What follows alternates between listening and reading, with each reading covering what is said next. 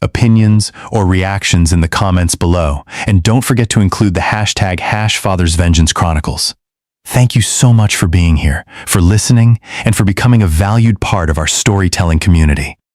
Early that morning, the heavy thud of a fist against my front door shattered the quiet of my home. I opened it to find a deputy sheriff holding a formal eviction notice with my name on it. Across the street, my own son-in-law leaned against a brand new Porsche, laughing and holding up his phone to record me. "Hurry up, old man," he shouted, his voice cutting through the crisp Texas air. "This house is ours now." I did not yell. I did not panic. I calmly looked at the papers and asked the officer one single question. His face went instantly pale. "My name is Harrison Cole.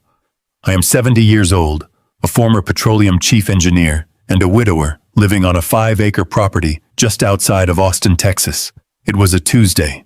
I remember the rich, dark smell of the coffee I had just finished brewing in the kitchen. The morning sun was barely breaking over the horizon, painting the suburban sky in beautiful shades of burnt orange and pale purple. It was exactly the kind of peaceful, isolated morning my late wife and I used to sit on the porch and enjoy together. But that familiar peace was violently torn away by the relentless pounding at my front door. I set my ceramic mug down on the granite counter, wiping my calloused hands on a dish towel. When I opened the heavy oak door, Deputy Jenkins stood there on my welcome mat. I knew Jenkins. He was a decent young man who grew up just a few miles down the road. But today, he refused to meet my eyes. He shifted his weight uncomfortably from side to side, clutching a manila folder tight against his uniform chest. "Mr. Cole." He started, his voice unusually tight and formal. "I am really sorry to have to do this to you." He held out a thick stack of legal papers. The bold black letters at the top spelled out "Court-Ordered Notice of Eviction." I reached out and took the document. The paper felt heavy in my hands, loaded with a profound betrayal I had spent my entire life trying to shield my family from. I did not immediately read the fine print. Instead, my eyes drifted past the nervous deputy looking out over the sprawling green lawn that I had meticulously cared for over the past 3 decades. Parked illegally across the street, resting halfway on the grass, was a gleaming, midnight black Porsche. Leaning casually against the hood was Derek Sutton, my 42-year-old son-in-law. He was dressed in a sharp, tailored suit, looking every bit the self-proclaimed startup entrepreneur he always pretended to be in front of my friends. He was holding his smartphone high in the air, the camera lens pointed directly at my front porch. He was laughing loudly, a cruel echoing sound that carried easily over the gentle morning breeze. He wanted to capture my humiliation on video. He wanted to broadcast my ruin to the world.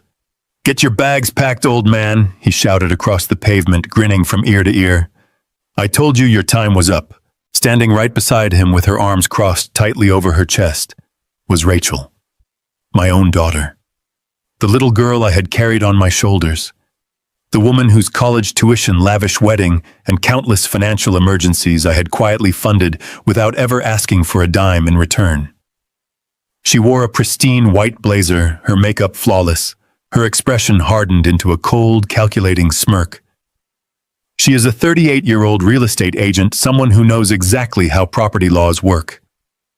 She avoided looking me directly in the eye, keeping her gaze fixed on the front steps, but the slight, satisfied curve of her lips told me everything I needed to know. She was fully complicit in this nightmare. She was actively enjoying it. I looked down at the wooden planks beneath my boots. 30 years ago, I drove every single nail into this porch with my own 2 hands. I spent entire weekends measuring, cutting, and sanding the solid oak so that Rachel would have a safe place to play with her dolls. I built this house from the ground up to be a permanent fortress for my family. Now my own flesh and blood was waiting across the street for me to be dragged out of it by law enforcement, expecting me to leave with nothing but the clothes on my back and perhaps a single suitcase. They thought they had successfully backed an old helpless man into a corner. They made a catastrophic miscalculation. I spent my entire professional career managing massive offshore oil rigs. I was a chief engineer responsible for billion-dollar operations, in the middle of the unforgiving ocean. My daily job was to analyze incredibly complex structures, anticipate catastrophic failures, and mitigate lethal risks before they happened.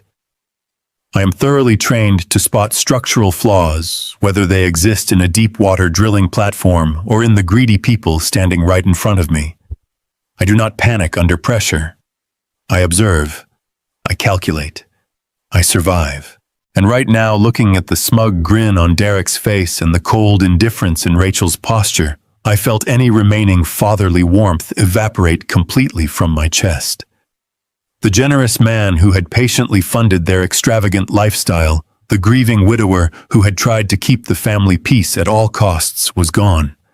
They wanted to play a ruthless game of corporate theft. They wanted to use the law as a weapon to strip away my dignity. They had absolutely no idea they had just invited a veteran shark to the table. I looked back at Deputy Jenkins. He was practically holding his breath, bracing himself for the screaming, the tears, and the desperate denial that usually accompanied a morning eviction. I slowly adjusted my glasses and calmly reviewed the first page of the notice. It stated clearly that the property had been foreclosed upon under the authority of Sutton Holdings, which was Derek's primary corporate entity. I let out a soft, dry chuckle. Jenkins blinked, thoroughly confused by my strangely calm reaction. I tapped the heavy paper with my index finger and finally broke the silence. "Officer Jenkins," I said, my voice steady, deep, and completely devoid of fear. "I have a very simple question for you before you proceed." He nodded quickly, swallowing hard. "Go ahead, Mr. Cole." I pointed toward the official seal on the document. This eviction notice was filed by Sutton Holdings, claiming full ownership of my land. But are you aware that this entire 5-acre property was locked securely into an irrevocable blind trust back in 2018? Selling it, transferring it, or leveraging it is legally impossible for anyone, including myself. So I need you to tell me exactly what forged, fraudulent document my son-in-law used to bypass a federal judge to get you standing on my porch today." Jenkins stopped breathing. The color drained from his face so fast, he looked like he might pass out right there on the wood. His hand drifted unconsciously away from his utility belt. He realized in a terrifying fraction of a second that he was not executing a routine property eviction. He had just been weaponized in a massive federal crime, and he was standing right in the blast zone. The young deputy swallowed hard, his Adam's apple bobbing, as his eyes darted from the heavy manila folder in his hands to the smug face of my son-in-law across the street. He looked back at me, his uniform suddenly seeming 2 sizes too large. "Sir, I just simply process the orders the county clerk hands me," he stammered, his voice dropping to a nervous whisper. The paperwork had a judge's signature. It all looked standard. I kept my posture relaxed, offering him a steady, reassuring nod. "I know you do, son," I said gently. "But standard paperwork does not apply to assets secured in an irrevocable blind trust. A judge would only sign an eviction order if someone presented a deed proving a legal transfer of ownership. And since I cannot legally transfer this land, whoever filed this order committed perjury and presented forged documents to a federal court." Jenkins looked down at the folder again, his hands actually trembling now. He was a good kid just doing his job, and he recognized the gravity of what I was telling him. If he proceeded to force me out of my home based on fraudulent corporate documents, he would be actively participating in a major federal crime. He stepped back from my doorway, creating a respectful distance. "Mr. Cole, what do you want me to do here?" he asked, completely abandoning his authoritative stance. "I want you to hold on," I replied softly, leaning against the doorframe. "Do not radio this in just yet. Do not approach the vehicle across the street. Just stand here on the porch with me for a moment, and let them think they have won." Jenkins nodded slowly, turning his back to the street, so Derek and Rachel could not see the sheer panic written across his features. Across the asphalt, Derek was still holding his phone high, capturing what he thought was the moment of my total destruction. Rachel was whispering something in his ear, a cruel smile playing on her lips. They were absolutely convinced they had executed the perfect crime. They believed they had outsmarted a senile old man who was too trusting for his own good. As I stood there watching my own daughter celebrate my ruin, my mind drifted away from the crisp morning air. I needed to focus, to remember exactly how this elaborate trap had been set. To understand the sheer depth of their betrayal, you have to understand the night this nightmare truly began. It was not born out of sudden malice. It was carefully crafted with tears, manipulation, and a profound abuse of a father's love. The foundation of their deception was laid exactly 4 months prior, on a miserable rainy Tuesday night in late November. I was sitting in my leather recliner reading an engineering journal when the doorbell rang frantically. It was past midnight. I opened the door to find Rachel and Derek standing on my porch, soaked from the rain, and looking entirely devastated. Rachel was weeping uncontrollably, her makeup running down her face in dark streaks. Derek stood beside her, looking like a man who had just lost everything. I brought them inside, handed them warm towels, and made tea. Derek sat at my kitchen table staring at his hands. He told me his tech startup was on the brink of total collapse. He claimed a former business partner filed a malicious lawsuit against him, freezing all his corporate assets. He said the legal fees were draining them dry, and without a massive survival loan from the bank, within the week, they would lose their home and face absolute ruin. Rachel reached across the oak table and grabbed my hands. Her fingers were ice cold. She looked into my eyes with a desperation that broke my heart. "Dad, please," she sobbed, her voice cracking perfectly. "We have nowhere else to turn. The bank will not give us the loan because Derek's assets are frozen. They need to see substantial collateral to approve the funding. If we do not get this money, we are going to be out on the street. Mom always told you to protect me. Please do not let us lose everything." Hearing her invoke her late mother's name was like taking a physical blow to the chest. My wife had been the heart of our family, and on her deathbed, holding my hand, she had made me promise to always look out for our little girl. Rachel knew exactly what buttons to push. She knew that my grief was a quiet, lingering shadow, and she weaponized it with surgical precision. I asked them what they needed me to do. I told them I could liquidate some mutual funds, maybe give them a cash loan to tide them over. Derek shook his head, running a hand through his damp hair. "Cash will not help right now, Harrison," he said, sounding incredibly exhausted. "The bank needs to see long-term appreciating collateral backing my corporate portfolio. We just need to temporarily park the management rights of this property under my holding company." I frowned, instantly cautious. I told them I could not do that, explaining the 5 acres were my sanctuary. Derek was quick to reassure me, holding his hands up defensively. "No, Harrison, you do not understand. We do not want ownership. We just want to establish a family limited liability company. It is a common strategy to avoid massive estate taxes when you pass away. We transfer management rights to the LLC, which shows up as managed equity. The bank sees the backing, approves my loan, and you avoid future death taxes. You keep living here. Nothing changes." It sounded incredibly plausible. The American tax system is notoriously brutal on inherited wealth, and setting up a family management corporation is a standard practice for protecting generational assets. Derek spoke with the smooth, convincing jargon of an experienced businessman. Rachel continued to cry, squeezing my hands, begging me to save her future. I looked at my daughter, seeing the terrified little girl I had raised, completely unaware that I was looking at a predator setting a trap for her own father. Against my better judgment, I agreed, telling them to bring the paperwork the next morning. I thought I was doing the right thing, honoring my wife's dying wish to protect our family. I had no idea I had just agreed to sign my own death warrant. The next day, Derek returned with a thick stack of documents and a quiet notary. I read the first few pages detailing the family corporation, and it aligned with our discussion. I signed my name, completely blind to the lethal document slipped into the center of the pile. That was 4 months ago. Now I stood on my porch with Deputy Jenkins, watching Derek and Rachel wait for me to be discarded. The rain and manipulative tears from that November night were gone. I knew the truth now. They did not need a family management company to save their business. They needed total ownership to fund their greed, and they stole it right out from under me without an ounce of remorse. I remember every agonizing detail of that midnight visit. The storm had been brewing all afternoon, sweeping across the Texas plains with a fierce intensity. Heavy rain lashed against the windows of my home, accompanied by the low, continuous rumble of thunder. I was sitting in my leather recliner in the study, reading a technical engineering journal, by the warm glow of a desk lamp, enjoying the solitude that usually accompanied such weather. Then the frantic ringing of the doorbell shattered the quiet.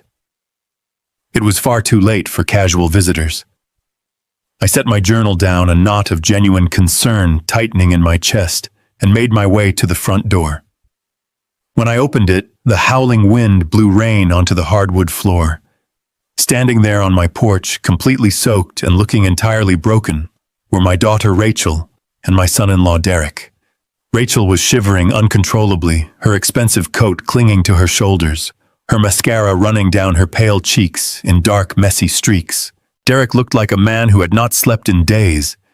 His usually immaculate hair was plastered to his forehead, and his eyes were red and frantic. I did not ask questions right away.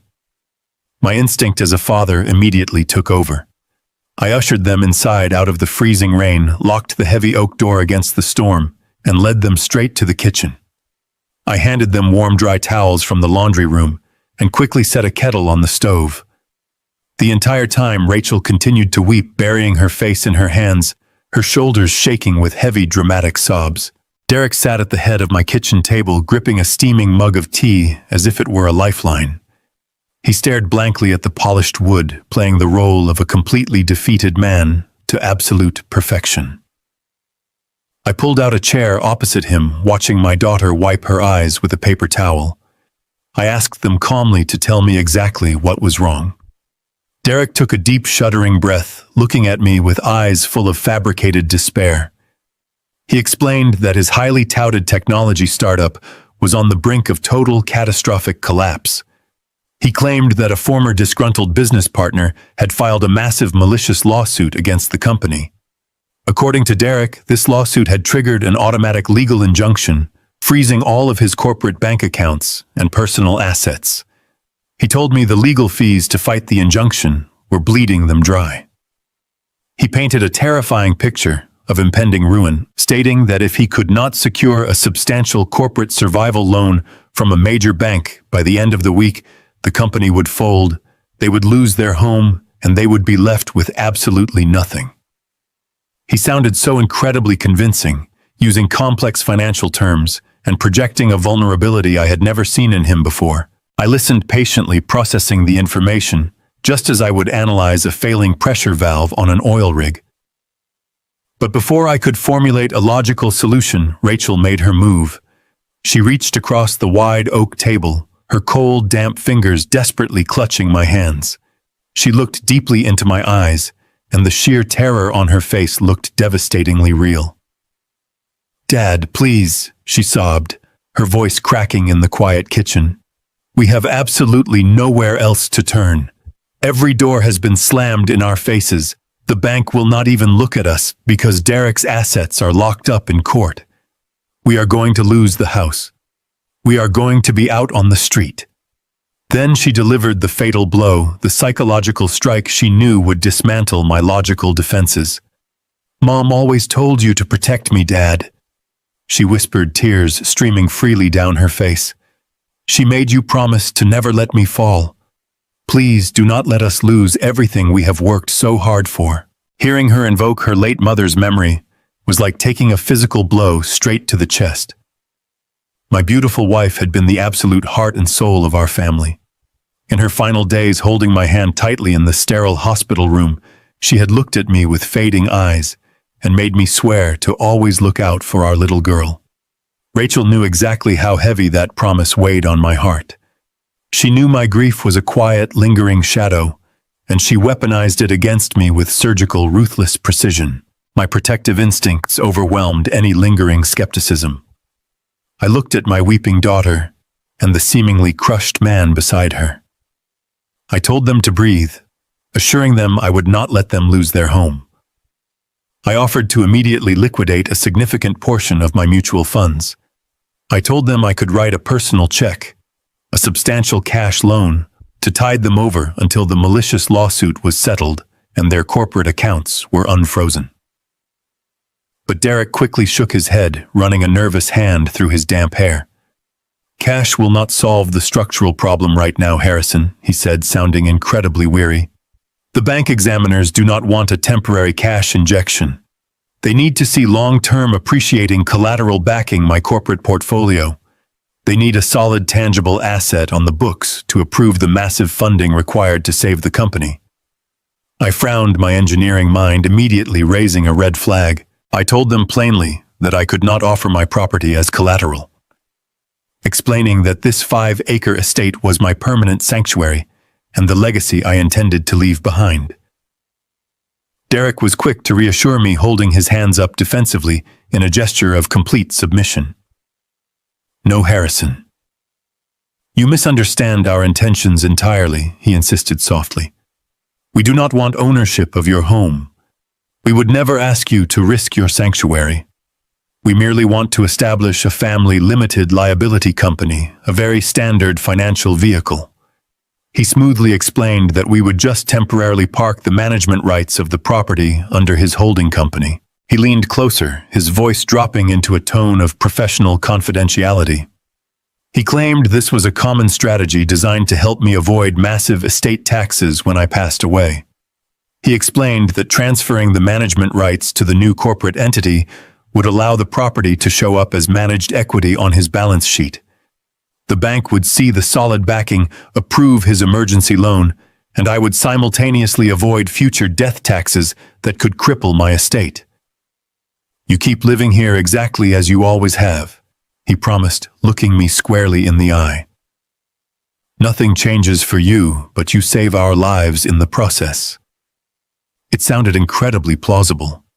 The American tax system is notoriously brutal on inherited wealth, and setting up a family management corporation is a widely accepted practice for protecting generational assets. He spoke with the smooth, convincing jargon of an experienced businessman, masking a deadly trap behind the illusion of fiscal responsibility and familial love. I simply did not see the sharp, poisonous hook hidden inside their desperate plea. The very next morning, the storm had passed, leaving behind a deceptively bright and clear Texas sky. I was standing at the kitchen counter pouring my first cup of black coffee when the heavy tires of Derek's leased SUV crunched onto my gravel driveway. He did not come alone.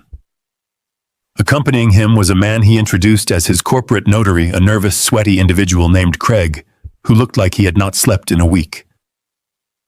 Craig wore an ill-fitting, cheap gray suit that smelled faintly of stale cigarette smoke and cheap cologne. He clutched a thick leather briefcase to his chest, as if it contained state secrets, his eyes darting around my home with an unsettling mix of curiosity and greed. Normally, my instincts would have flared at the sight of such an unprofessional character handling sensitive financial matters. In my years managing engineering contracts, I had dealt with top-tier legal professionals, men and women of impeccable bearing. But my mind was clouded by the raw, lingering image of my daughter weeping on my floor just hours prior. I was playing the role of the tired, grieving father, exhausted by the emotional toll of the night before and desperate to restore peace to my family. I simply wanted Rachel to stop crying. I wanted to fulfill the final promise I had made to my late wife. Derek guided Craig to the large oak dining table, gesturing for him to open the briefcase.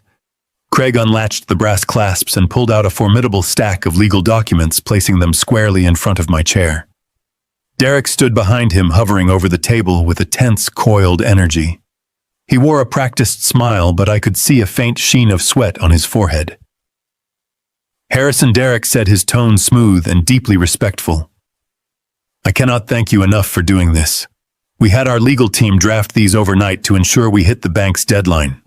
As we discussed, this is strictly the formation of the family limited liability company and the authorization transferring the management rights of this estate into the corporate portfolio." He pointed to the top page, his manicured finger tracing a line of dense, convoluted legalese. He launched into a highly technical explanation of American estate tax codes, tossing around terms like generational wealth transfer, asset protection shields, and fiduciary management buffers. It all sounded remarkably sophisticated. The logic of avoiding massive inheritance taxes upon my eventual passing made perfect sense on the surface. It is a common strategy utilized by wealthy families across the country to protect their assets from the federal government. I had no reason to suspect that a man who sat at my Thanksgiving table for 10 years was using legitimate tax strategies as a smokescreen for outright theft. I sat down at the table, picking up the heavy brass pen Craig had nervously set down. I adjusted my reading glasses and began to flip through the pages. There were at least 50 pages of dense, single-spaced text. I read the first few sections carefully. They detailed the creation of Sutton Family Holdings and outlined my role as a passive beneficiary, while Derek assumed the role of managing director. It was exactly what we had discussed. It was a temporary measure to save his company from a malicious lawsuit, a bureaucratic maneuver to show the bank examiners that his portfolio possessed substantial backing. Seeing the legitimate language at the beginning of the stack lulled me into a false sense of absolute security. I lowered my guard, allowing my fatigue and my paternal devotion to override my analytical training. Derek hovered closer, his voice low and soothing. Just initial the bottom of each page Harrison and sign where the yellow tabs are marked. It is mostly boilerplate language required by the state of Texas for the formation of the LLC. Craig leaned forward, opening his ink pad and preparing his official notary stamp. I began to sign. I initialed page after page of bureaucratic filler, the rhythm of the scratching pen filling the quiet kitchen. I thought about Rachel's desperate pleas. I thought about the promise I made to her mother. I believed with every fiber of my being that I was performing a noble, selfless act to rescue my child from financial ruin. I was completely, blissfully unaware of the lethal document slipped expertly into the exact middle of the stack. Buried between pages of meaningless corporate bylaws and tax indemnification clauses was a single devastating sheet of paper. It was a quitclaim deed. By signing that specific page, I was not transferring management rights. I was legally surrendering all ownership, all equity, and all rights to my 5-acre sanctuary directly to Derek's holding company. I was giving away the home I built with my own 2 hands, transferring a multi-million-dollar property to a predator without receiving a single penny in return. But I did not read that page. My eyes were tired, my heart was heavy, and I simply trusted my family. I signed my name exactly where the bright yellow sticky tab instructed me to, locking the trap shut around my own ankle. The moment my pen lifted from the final signature line, the atmosphere in the room shifted instantly. The thick, suffocating tension that had surrounded Derek completely vanished, replaced by a sudden, chilling euphoria. He let out a long, heavy breath, practically snatching the stack of papers from the table before the ink was even fully dry. Craig immediately began stamping the documents with frantic speed, his hands moving efficiently to seal the betrayal. Derek reached out and grabbed my shoulder, squeezing it with an intensity that felt less like gratitude and more like violent triumph. "Harrison, you have saved us," he proclaimed, his voice ringing a little too loudly in the quiet house. "You have no idea what you have just done for our future. I will take these straight to the bank right now. We are going to be completely fine." He did not sit down to discuss his supposed legal battle. He packed the documents with incredible haste and rushed out the front door, leaving me standing alone in my kitchen. Later that afternoon, Rachel called me. The hysterical, trembling woman from the night before was entirely gone. Her voice was bright and remarkably untroubled. She thanked me, mentioning the bank pre-approved their loan and everything was back to normal. She sounded so completely fine that a tiny cold seed of doubt planted itself in the back of my mind. It was a fleeting thought, a whisper from my analytical brain warning me, human emotions do not recover from total devastation that quickly. But I brushed it aside, choosing to believe in the illusion of her happiness. I poured another cup of coffee and looked out the window at my sprawling green lawn, convinced that my home was safe and my family was secure. I had no idea that the ticking clock of my own destruction had just been activated.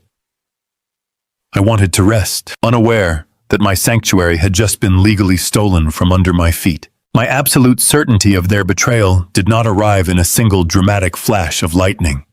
It crept onto my property exactly 2 weeks before Deputy Jenkins ever set foot on my porch, arriving in the form of a mundane bureaucratic intrusion on a perfectly clear Tuesday afternoon.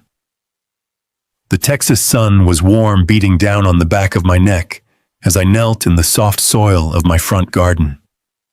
I was carefully pruning the antique rose bushes that my late wife had planted the very first spring we moved into this house. Gardening had become my quiet meditation since she passed away, a way to keep my hands busy and my mind anchored to the physical world. I was dusting the dirt from my heavy canvas work gloves when a flash of neon yellow caught the corner of my eye. I stood up slowly, my joints aching with a familiar stiffness, and squinted against the bright afternoon glare. About 50 yards away, near the heavy iron gates that marked the western boundary of my 5-acre estate, stood a man I had never seen before.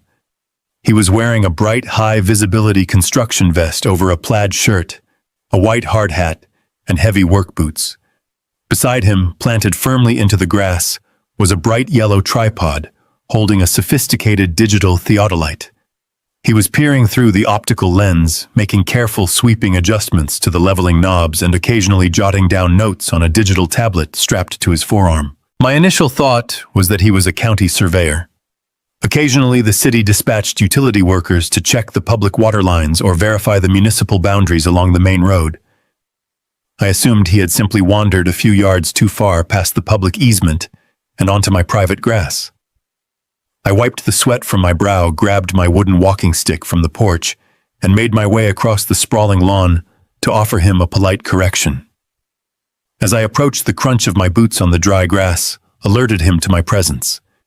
He stepped back from the theodolite, shielding his eyes from the sun, and offered a polite, professional nod. "Good afternoon, sir," he called out pleasantly. "Beautiful piece of land you have out here." I nodded in return, stopping about 10 feet away from his equipment. "Thank you," I replied, keeping my tone entirely cordial. "I take a lot of pride in maintaining it, but I do need to ask what exactly brings you onto this side of the gate. The county lines end about 30 feet back toward the pavement, and this is strictly private residential property." The surveyor offered a confused, slightly apologetic smile. He tapped the screen of his rugged tablet, scrolling through a document I could not clearly see. "I apologize if I am intruding, sir," he said, his brow furrowing as he read his screen. "But I am not actually with the county. I am a private commercial contractor hired by First National Bank. I was dispatched to conduct a full topographic survey and a commercial appraisal of this specific parcel." My heart executed a slow, heavy drop in my chest, but my posture remained completely rigid. An engineer does not react to an anomaly by shouting. He gathers more data. "A commercial appraisal," I asked, keeping my voice steady, though a cold chill was beginning to radiate outward from my spine. "That does not make any sense at all. This is a private, single-family residential home. It has been for 30 years. There is absolutely no commercial business operating on this land, and there never will be." The surveyor looked from his tablet to my face, his expression shifting from mild confusion to profound discomfort. He clearly thought he was dealing with an eccentric, uninformed neighbor, or perhaps an elderly tenant who was out of the loop. "Sir, I am just an independent contractor executing a work order," he explained gently, almost as if speaking to a child.